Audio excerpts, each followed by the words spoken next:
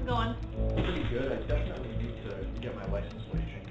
Okay. We already know Brian Kohberger is serving life in prison for murdering 4 University of Idaho students, but now we have newly obtained surveillance footage that is adding a critical piece to this puzzle. What investigators say he did just 5 days after the killings. Oh, and we have Pennsylvania plates on the vehicle? Yes. According to that video, Brian Kohberger walked into a Washington DMV, changed his license plates, and made small talk about baseball and hiking, all while investigators were searching for the killer's car. What did this actually do for him? Did it buy him more time, or was he already caught? Let's talk about it. Welcome to Sidebar, presented by Law&Crime. I'm Jesse Weber.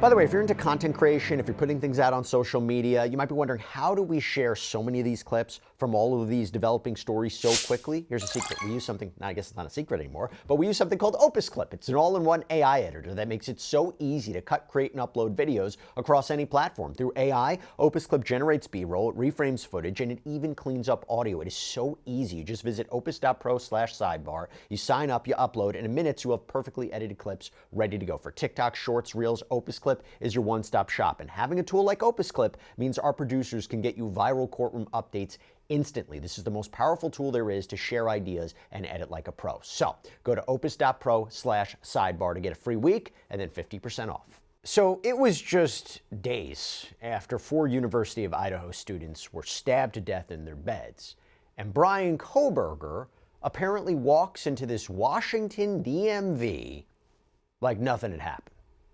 Hello. Hi. How's it going? Pretty good. I definitely need to get my license plate changed. Okay. Yeah, he needed new plates. He made small talk. He laughed about baseball. Told the woman behind the counter about his PhD program, about hiking, about how much he liked Washington. And 5 days after the killings, there was no sign of what he'd done. That DMV visit changed the plates on his car. Remember that came up during the course of the investigation? And for a crucial window of time, it may have made him harder to find. Hello. How you doing? How y'all doing today? Good, good.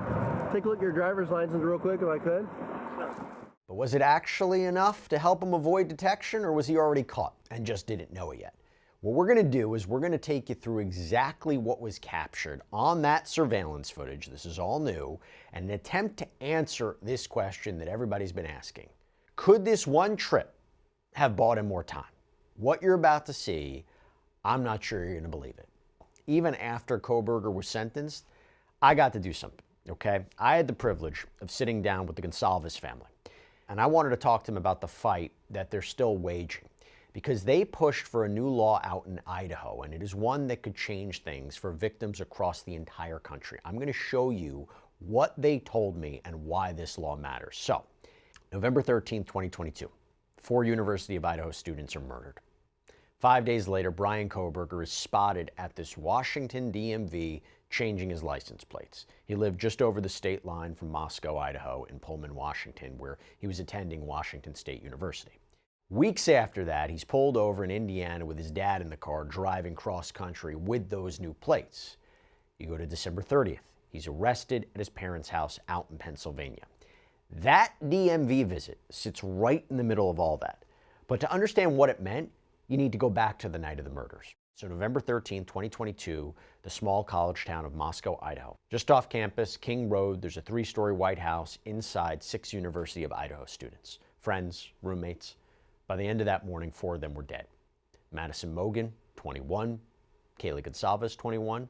Best friends since childhood. They were found in Madison's bed on the 3rd floor. Xana Kernodle, 20. Her boyfriend, Ethan Chapin, 20. They were found in Xana's bedroom on the 2nd floor. All 4 were stabbed to death brutally with a large fixed blade knife. The 911 call came in just before noon. A surviving roommate, one of 2 who were unharmed, reported an unconscious person.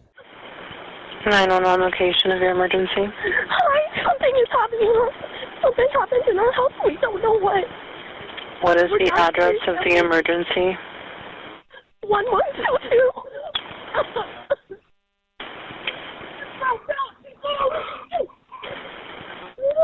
What is the rest of the address? Oh, Kings Road. Okay. And is that a house or an apartment? It's a house. When officers arrived, they walked into something that no one expected.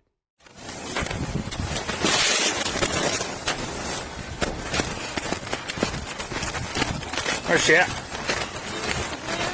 Yep. Where's she at? Where's she at? Yes. Where at? Up here? Up here. We got a call from them that someone, they were looking for the animal, and I just came in checking here, and you can write this down. And I checked this using the breeder, and I didn't check him yet, but I'm pretty sure. 13.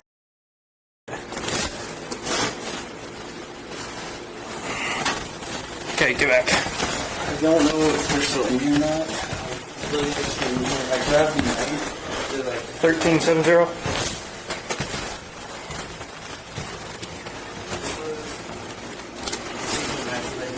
Okay, stay back there, please.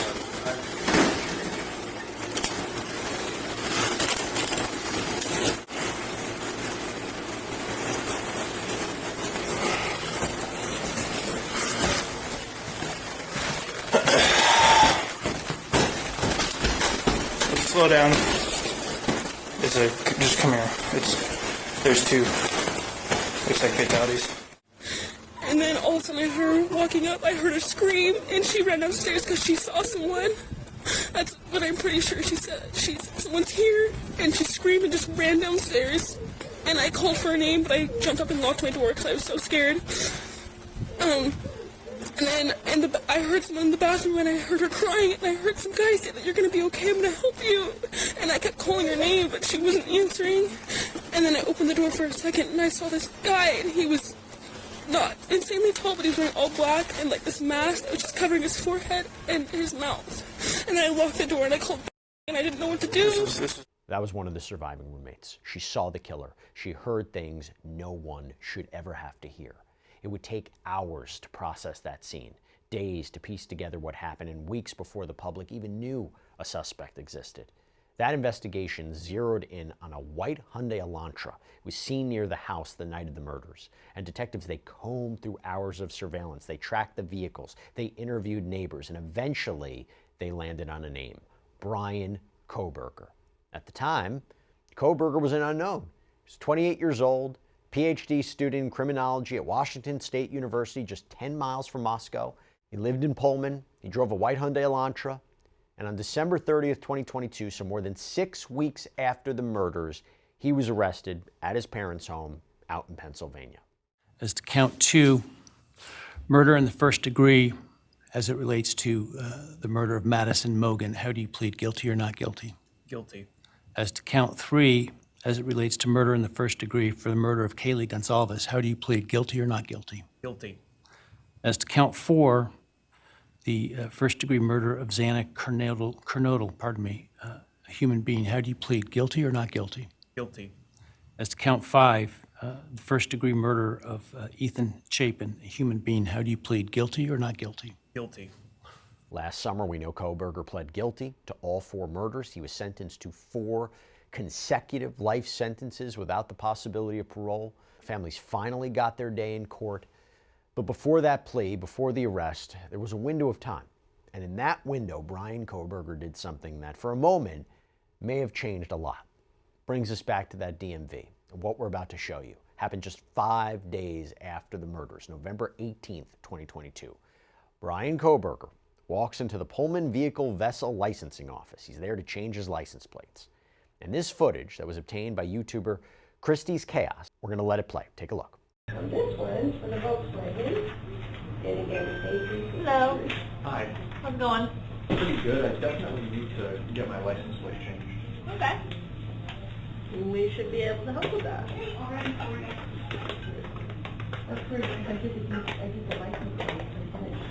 I need proof of insurance? No, I mean, you have to have it in Washington State, but you don't have to prove it with us.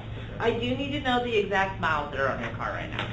Let me check that. Okay, perfect. It's about 115. Oh, okay. So you just have to write that exact mileage right here with no 10s. Check the box that says actual, put today's date, and then you'll sign, print, and your street address on the bottom line there. Okay? No. Bye. I wish it worked. Was that the better package? Yeah. Yeah, it still wouldn't be a Yeah. fast car. Thanks a lot. It would be cool. Yeah. Do they not have that one?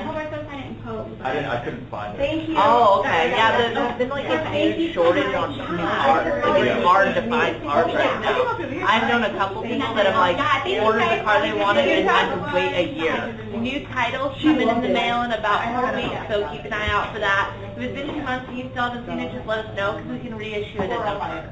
Okay? Make sure the ones with stickers go on the back of the rig and the ones without go on the front. And these do belong to you now, so if you ever sell or trade the vehicle, you get to change the plate. Yeah. Or they charge you. I don't believe that they do because I have my plates. Oh, okay. Then yeah, you should be good. I always just check 'cause a lot of the East Coast states do. Yeah. Yeah.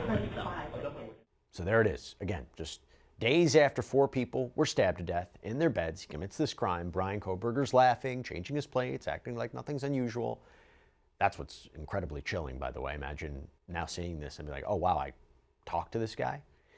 Now, the question is, what did this actually do for him? Did it buy him anything, or was he already on borrowed time, right? I want to break it down. So first, there's the argument that, yes, it could have changed things. Then there's the argument, wouldn't have mattered.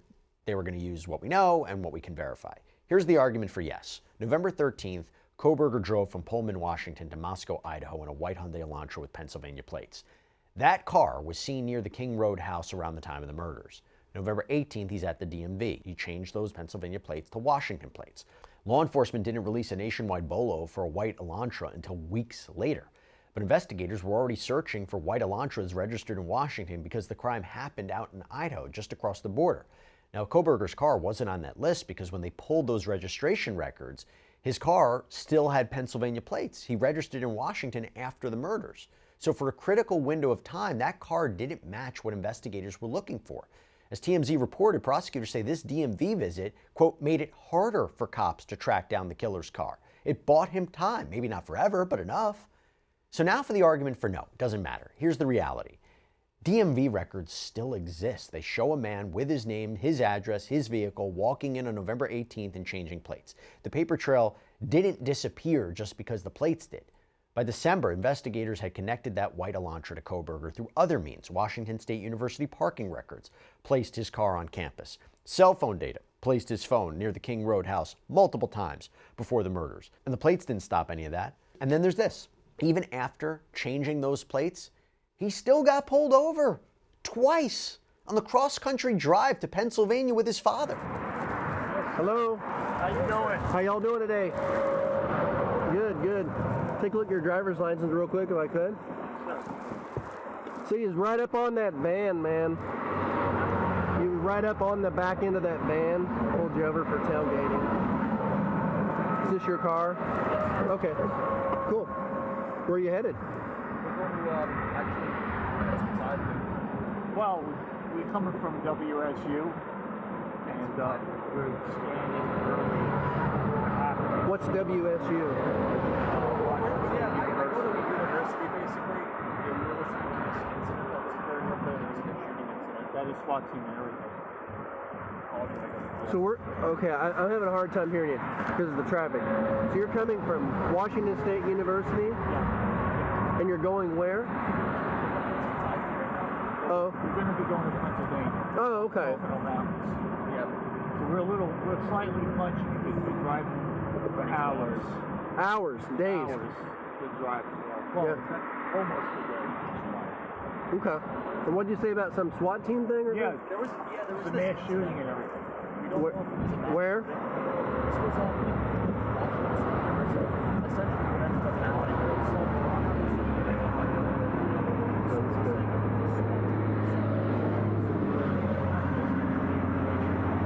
Interesting. Well, it's horrifying because he's going to the university, you know what I mean?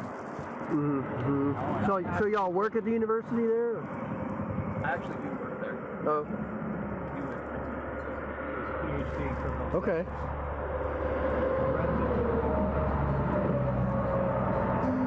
Okay. Yeah, I hadn't heard about that incident. Just yesterday, or? No, this happened this morning. About an hour and a half ago. We're still wrapping it up for investigating. I'm not sure there's two shooters because they did shoot somebody. I see. And then you don't know about that actually. They were there with shooting out of the window or something. Interesting. Wow. Okay. So do me a favor, don't follow too close, okay? Oh, all right. Thank you. Appreciate you. That traffic stop happened on December 15th. The car had Washington plates, the ones he got a month earlier. The officer didn't know what was about to unfold, but 2 weeks later, on December 30th, Brian Kohberger was arrested at his parents' home in Pennsylvania. So the DMV visit, yes, bought him time, maybe, but it didn't buy him forever. The investigation caught up, the evidence caught up, and in the end, those new plates didn't stop anything, maybe even as much as he wanted to. By the summer of 2025, Kohberger pled guilty. He was sentenced to 4 consecutive life sentences, and that case was over. Or so it seemed, because in the months that followed, law enforcement agencies began releasing thousands of crime scene photos from the investigation. Some showed the inside of the King Road house. There were others that showed evidence markers, blood stains, the knife sheath that had been mistakenly left behind. Remember, that was the DNA that caught back up to him. And for the Gonsalves family, watching those photos circulate online without any advance warning, that's a new kind of trauma. So I sat down with Steve and Olivia Gonsalves, okay? This is Kaylee's father and sister, to talk about what happened next and the new law that they helped push through in Idaho that could change things for victims' families forever, okay? This is them on my News Nation show, Jesse Weber Live. Governor called you personally, right? What did he say?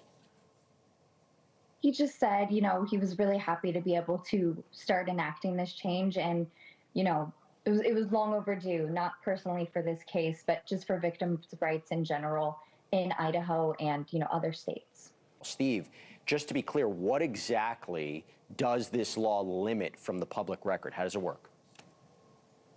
As I understand it, this is mainly Olivia's bill that she's been working on, and I've been on the sidelines for this one.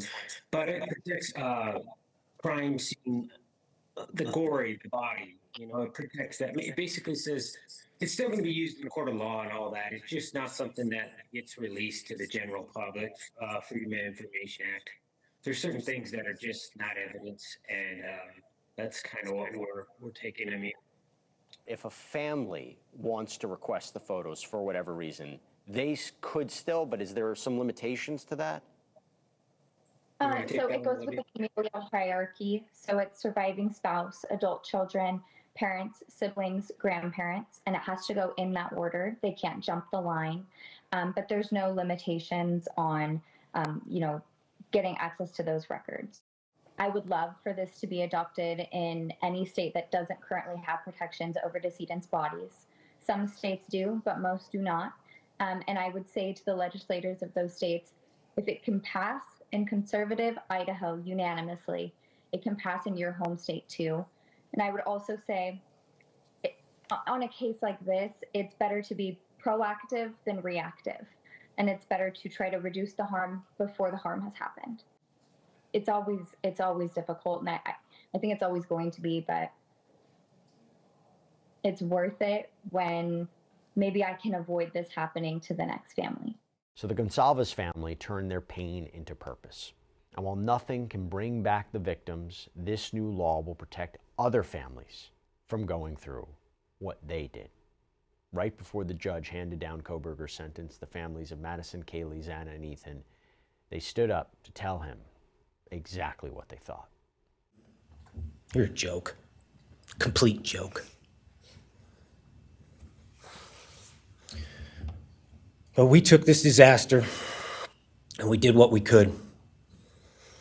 We put everything online. We took our kids, we took our images, we took everything that they did, their videos, their photos, the girls' pranks, Ethan singing. We put it out there, we shared it with the world. And the world united. And all they ended up, when they talked about this case, is they talked about Kaylee Jade, Maddie Mae, Xana, and Ethan. Everything what these people meant to us, a father, a mother, a brother, a sister, we shared that with our community. Then we shared it with our state. We shared it with the country, and eventually we shared it with the world. The world's watching because of the kids, not because of you. Nobody cares about you. You're not worth the time, the effort to be remembered. In time, you will be nothing but two initials forgotten to the wind. No visitors, nothing more than initials on an otherwise unmarked tombstone. From this moment, we've all started. From this moment, we will forget you. We want to all leave in closing. One last thing. You picked the wrong family, and we're laughing at you on your trip to the pen. That will be today or tomorrow.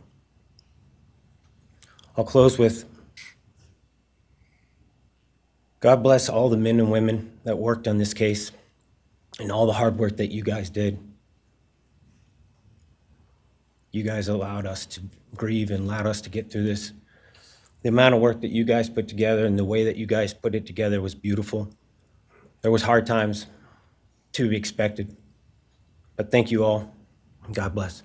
I don't know what my limits are here, but I'm really struggling, dude. I am struggling, because I want to just be out in the woods with you just so I can teach you about loss and pain. I love God. I wouldn't take your life. That's up to him. But I guarantee you, you are weak. God, I would just give a moment, man, 5 minutes out in the woods. Oh, man. Ooh. You're gonna go to hell. I know people believe in other stuff. You're evil. There's no place for you in heaven. You took our children. You are gonna suffer, man. I'm shaking because I want to reach out to you, but I hope you feel my energy, okay? Go to hell. The time has now come to end Mr. Kohberger's 15 minutes of fame. It's time that he be consigned to the ignominy and isolation of perpetual incarceration. All right, Mr. Kohberger, you have an opportunity to make a statement if you wish to. I take it you are declining. I respectfully decline. Well. And that's all we have for you right now here on Sidebar, everybody. Thank you so much for joining us. And as always, please subscribe on YouTube, Apple Podcasts, Spotify, wherever you should get your podcasts. You can also check us out on NBC's Peacock as well. We got Sidebar episodes up there too. If you want to follow me, X, Instagram, my News Nation show, Jesse Weber Live, Monday through Friday, 11 p.m. Eastern. See you next time, everybody.